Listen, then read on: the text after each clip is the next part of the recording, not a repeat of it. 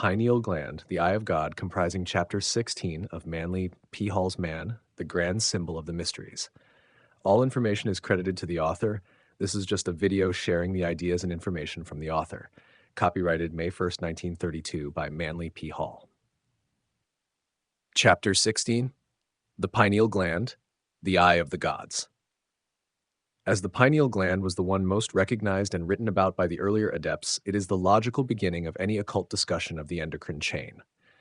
The epiphysis cerebri, or pineal body, secures its name from its peculiar shape, the pinus, or pine cone, and arises in the 5th week of the human embryo as a blind sac branching off from that section of the brain, which is next in front of the midbrain, the diencephalon, which includes the area of the third ventricle and adjacent parts. The distal or remote portion of this sac becomes the body of the gland. The proximal portion, the point of attachment or origin, remains as the stalk. Is not this pine cone the one to which E.A. Wallace Budge refers in his Osiris and the Egyptian Resurrection, when, in describing the entry of Ani into the presence of Osiris in the Egyptian ritual of coming forth by day, as the so-called cone on Ani's wig, for which the good Egyptologist could find no intelligent reason? Is this not also the whirring cone, which was among the symbolic playthings of the child Bacchus, and which Bastius describes as a small cone-shaped piece of wood around which a cord was wound so that it might be made to spin and give out a humming noise? See Orpheus by G.R.S. Mead. Those acquainted with the esoteric function of the pineal and who have experienced the whirring sound attendant upon its activity will realize how apt is the analogy. Ingrowths of connective tissue from the pia mater, that delicate and highly vascular membrane investing the brain and spinal cord, later divide the body of the gland into lobules. At birth, the structure is comparatively large, and by 12 years it has attained its full size.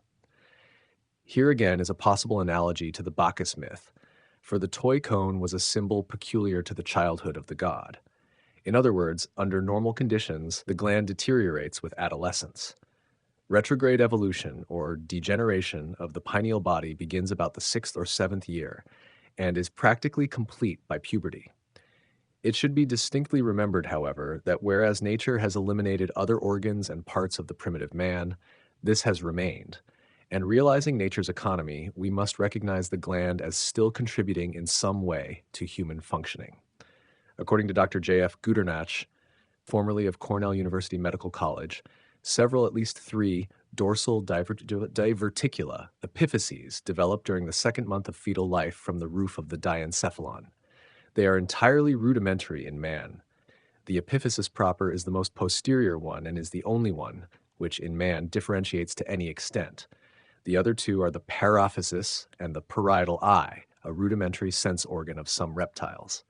According to Haeckel, true eyes that cannot see are to be found in certain animals, deeply placed within the head, covered by thick skin and muscles. The thyrsus, or scepter of the Greek mysteries, consisted of a staff surmounted by a pine cone and twisted about with grape and ivy leaves. The whole form of this scepter is symbolic of the spinal cord, its nadis and plexuses, the pineal gland, and the pneumogastric nerve, all closely related to the mysteries of regeneration. The pineal gland is described by Santi as a cone-shaped body, corpus pineal, 6 mm, 0.25 in high and 4 mm, 0.17 in diameter, joined to the roof of the third ventricle by a flattened stalk, the habenula. The pineal body is situated in the floor of the transverse fissure of the cerebrum, directly below the splenium of the corpus callosum, and rests between the superior colliculi of the quadrigeminal bodies on the posterior surface of the midbrain. It is closely invested by pia mater. The interior of the pineal body is made up of closed follicles surrounded by ingrowths of connective tissue. The follicles are filled with epithelial cells mixed with calcareous matter, the brain sand, acervulus cerebri. Calcareous deposits are found also on the pineal stalk and along the choroid plexuses. The function of the pineal body is unknown.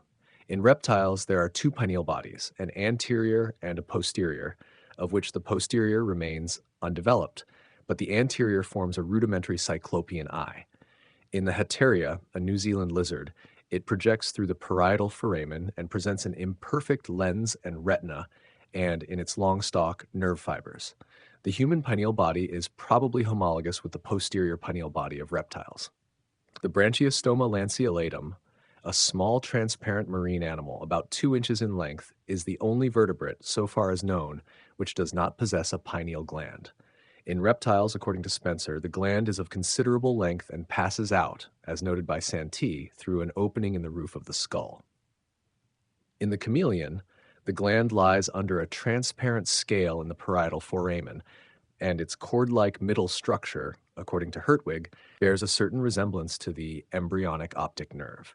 Investigators who, like Rabel Ruckard, Alborn, Spencer, and others, have studied the pineal gland are of the opinion that the pineal body must be considered as an unpaired parietal eye, which in many cases, for example in reptiles, appears to be tolerably well preserved, but in most vertebrates is in process of degeneration. This learned author then affirms the probability that in reptiles the pineal gland reacts to the influence of light, but to what degree must remain undecided. In his lecture on the eyes delivered at the Mayo Clinic and afterwards published by the American Optical Company, Thomas Hall Shastid, AM, MD, FACS, LLD, etc., said, "Some of the amphibians had a median or pineal eye, an eye in the back of the head. Many of the gigantic saurians, too, of the Mesozoic time, had this eye. And in any geological museum, you can still see in the back of the giant lizard's skull the hole through which this strange eye formerly looked at. In ourselves, the hole has boned over, and the eye has shrunk up into the so-called pineal gland. The pineal made its first appearance in the world far back among the invertebrates.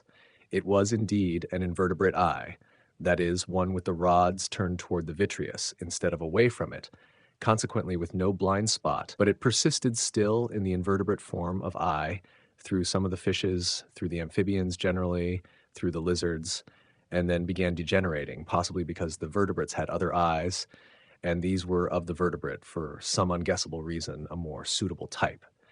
Is the occultist then unreasonable when he affirms that in the beginning of life upon this planet, vertebrates were hermaphrodites and objectively one-eyed? Is it not also more reasonable to agree with occultism that this gland actually extended through the skull, somewhat like an antenna as an organism of generalized sense perception, than to accept the suggestions of Professor Lancaster that man was originally transparent so that the inner eye could see through the walls of the head? Did the Egyptians know that reptiles present the highest development of this gland and for this reason coiled the serpent upon their foreheads, where the third eye of the Orientals is placed by symbolic license? Was not the uraeus the symbol of wisdom, and is not the pineal gland the organ of a method of acquiring knowledge which is no longer put in general, but is a secret preserved by the elect? As an emblem of divinity, the pineal gland would naturally be associated with royalty, for the kings were the shadows of the gods upon earth. The crown of Lower Egypt and also the shent, or crown of the double empire, consolidated Egypt, were surmounted by a curious antenna, feeler, or very thin curved horn, which is most reminiscent of the descriptions of the structure of the third eye that have descended from the first ages. The mot, or ostrich plume of the law, another Egyptian symbol of truth, is quite similar to the pineal gland in shape and was worn like the feather of the American Indians as though rising from the parietal foramen. By many tribes, birds are regarded as emissaries between the Manidos and mankind, and bird feathers worn in this fashion could easily have a double significance. The peacock feather, with its oscillated spot, is attached to the head of the Chinese mandarin in a position somewhat similar to the pineal gland in the human head, lying backward, and as a symbol of dignity or an enlightened condition accompanying greatness, may have a similar origin. In occultism, the pineal gland is regarded as a link between the objective and subjective states of consciousness, or in exoteric terminology, the visible and invisible worlds of nature. In the religions of the Latins, it was, therefore, referred to as Janus, the two-faced god and keeper of the gates of sanctuary. This divinity was the antitype of St. Peter, who succeeded him as the warder of the heavenly portals, and who carries the two keys of his office, one to the golden mystery of the spirit and the other to the silver mystery of the body. Two-faced gods are frequently spoken of in ancient records. Hermé, like the Bifrons Janus, have also been mentioned, with the occasional and intriguing exception that one of the faces will be male and the other female. The Herm Aphroditus again. The female face represents the animal soul and the male the divine soul, and the whole figure is indicative of the occult structure and function of the pineal gland. Gold, in his Myths of Monsters, gives several examples drawn from the earliest writings of the Chinese. Hindu mythology also abounds in polycephalous divinities, and from the far-off Tibetans, we learn that one of the titles of Avalokiteshvara is Samanta Mukha, he whose face looks every way. There is an alchemical mystery also in connection with the pineal gland, for the regeneration of man is dependent upon the tincturing of this gland, which must be transmuted from base metal into gold.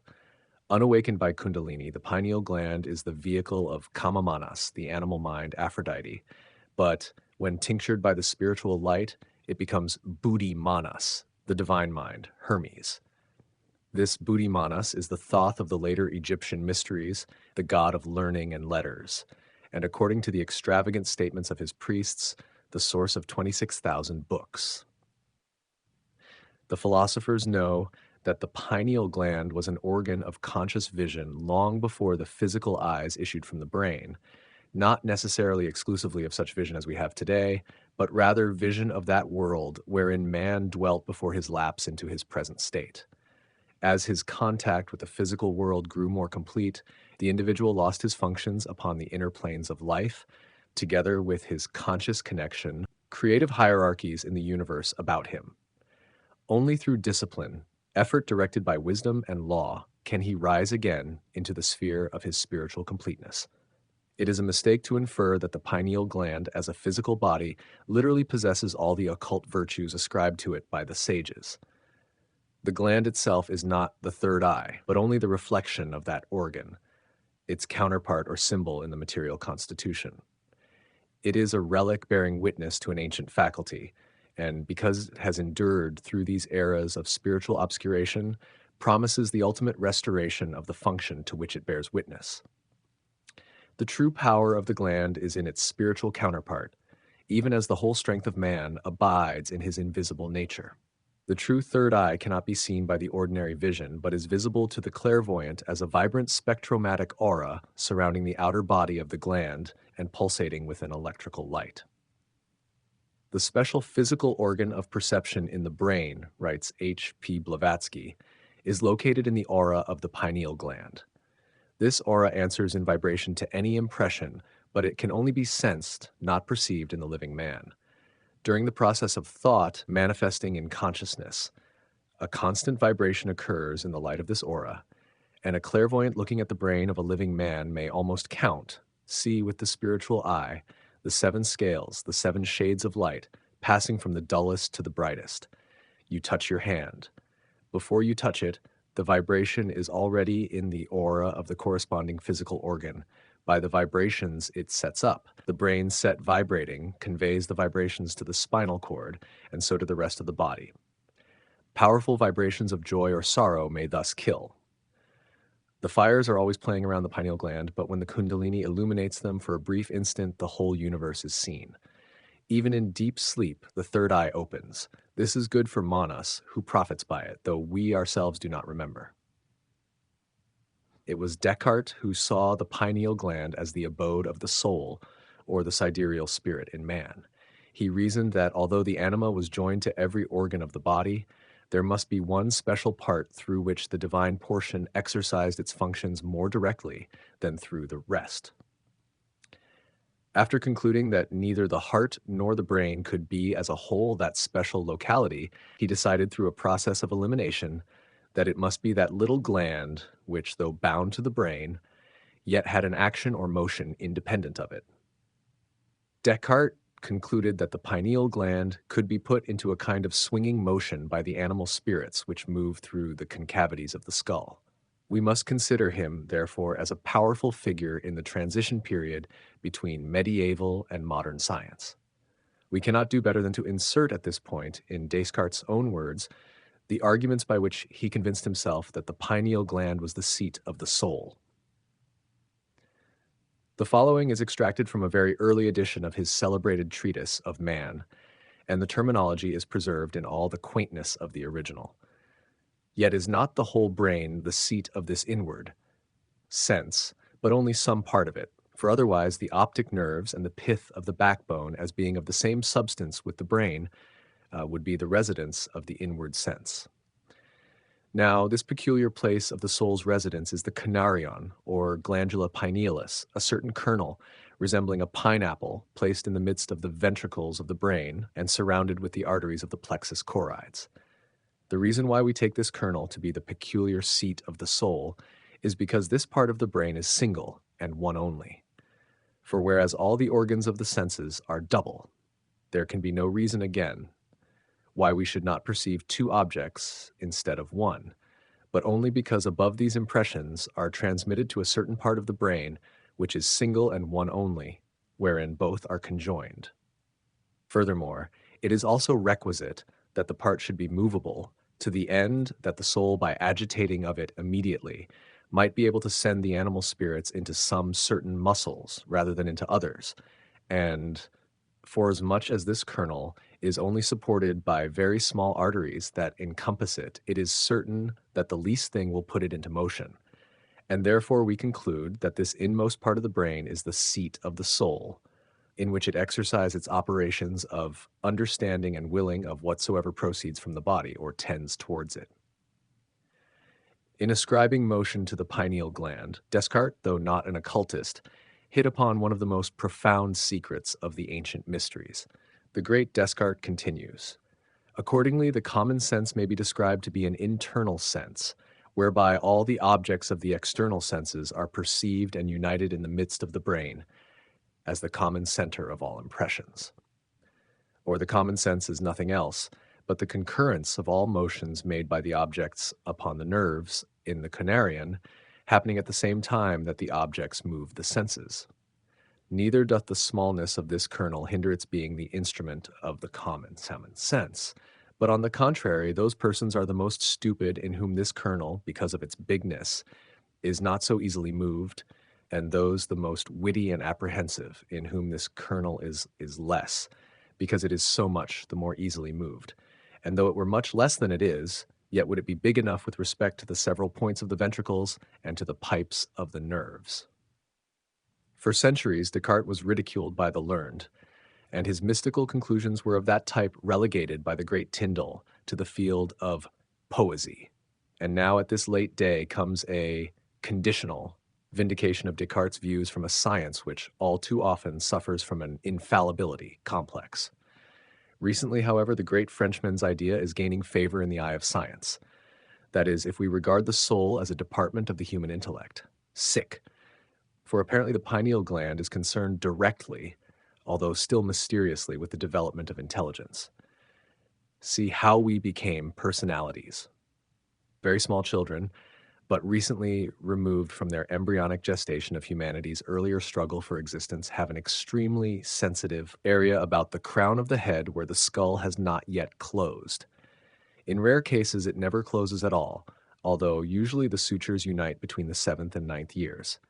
The sensitivity of the area of the head over the third eye during childhood is usually accompanied by a phase of clairvoyance, or at least sensitiveness. The child is still living largely in the invisible worlds, and while its physical organism is still more or less unresponsive due to its incomplete state, the child has at least a shadow of activity in those worlds with which it was once fully connected through the open gateway of the pineal gland.